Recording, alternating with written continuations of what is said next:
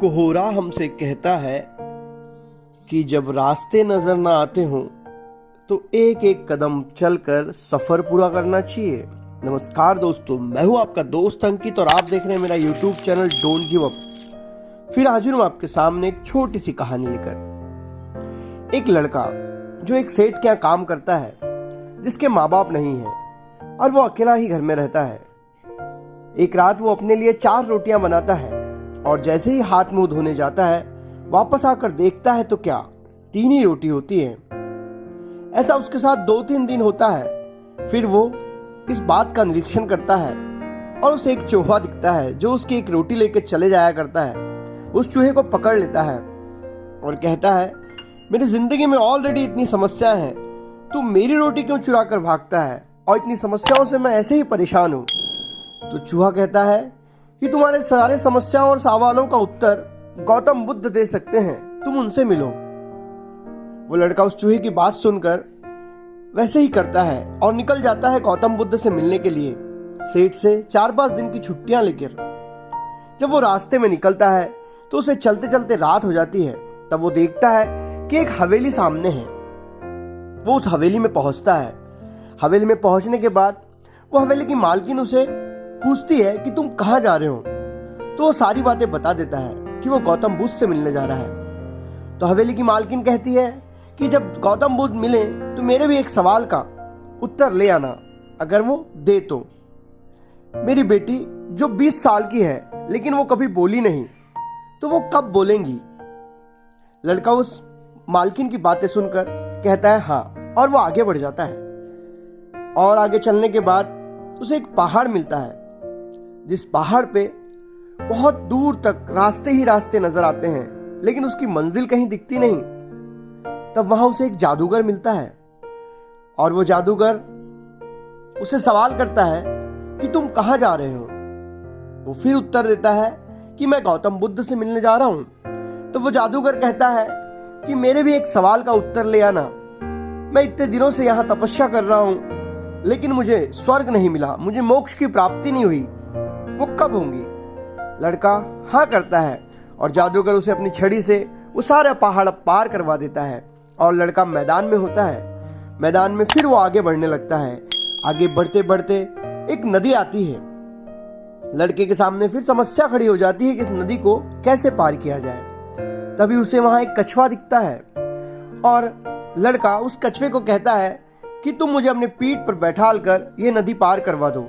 कछुआ उस लड़के को नदी पार करवा देता है और पूछता है कि तुम कहाँ जा रहे हो।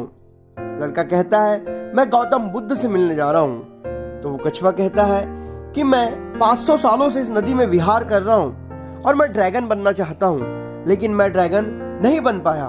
तो मेरे इस सवाल का उत्तर लाना कि मैं ड्रैगन कब बन पाऊंगा। अब लड़का आगे बढ़ता है और आश्रम में पहुंचता है गौतम बुद्ध के। गौतम बुद्ध के आश्रम में बहुत सारे लोग बैठे होते हैं और गौतम बुद्ध कहते हैं कि हर व्यक्ति सिर्फ 3 सवाल पूछेगा। अब ये लड़का असमंजस में आ जाता है कि वो क्या करे। वो उसके दिमाग में सबसे पहले वो हवेली वाली महिला आती है, जिसकी 20 साल की बेटी बोलती नहीं। वो सोचता है उस महिला की प्रॉब्लम मेरे प्रॉब्लम से बड़ी है। उसके दिमाग में वो जादूगर आता है जो 1000 सालों से तपस्या कर रहा है। वो लड़का सोचता है कि उस जादूगर की प्रॉब्लम मेरे प्रॉब्लम से बड़ी है। फिर उसके दिमाग में वो कछुआ आता है जो 500 सालों से उस नदी में है और ड्रैगन बनना चाहता है, और उस कछुए की प्रॉब्लम मेरे से बड़ी है। ऐसा सोचकर वो उन तीनों के सवालों का उत्तर लेता है और रिटर्न हो जाता है। जब वो वापस आता है तो उसे सबसे पहले कछुआ मिलता है। तो उस कछुए को कहता है कि गौतम बुद्ध ने कहा है तुम अपना कवच निकाल दो तो तुम ड्रैगन बन जाओगे। और कछुआ जैसे ही अपना कवच निकालता है तो बहुत सारे मोती निकलते हैं। कछुआ कहता है इन मोतियों का मैं क्या करूंगा, ये मोती तुम लेकर चले जाओ। और कछुआ ड्रैगन बन जाता है। वो लड़का आगे बढ़ता है। आगे जाने के बाद उसे वो जादूगर मिलता है और वो जादूगर को लड़का बताता है कि बुद्ध ने कहा है कि तुम अपनी ये छड़ी छोड़ दो तो तुम स्वर्ग में चले जाओगे। तो जादूगर कहता है ठीक है, ये लो, ये छड़ी का मैं क्या करूं, ये तुम रख लो। और वो छड़ी छोड़ते ही वो जादूगर स्वर्ग में चले जाता है।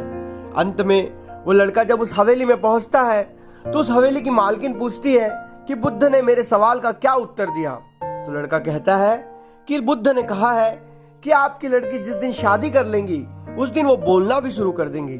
तो वो हवेली की मालकिन कहती है, तो दूल्हा तो सामने ही बैठा है, तुम मेरे लड़के से शादी कर लो। और इस प्रकार से वो अपनी लड़की की शादी उस लड़के से कर देती है। इस प्रकार वो लड़का छड़ी पाकर ताकतवर बन जाता है, मोती पाकर अमीर बन जाता है और उसकी शादी भी हो जाती है।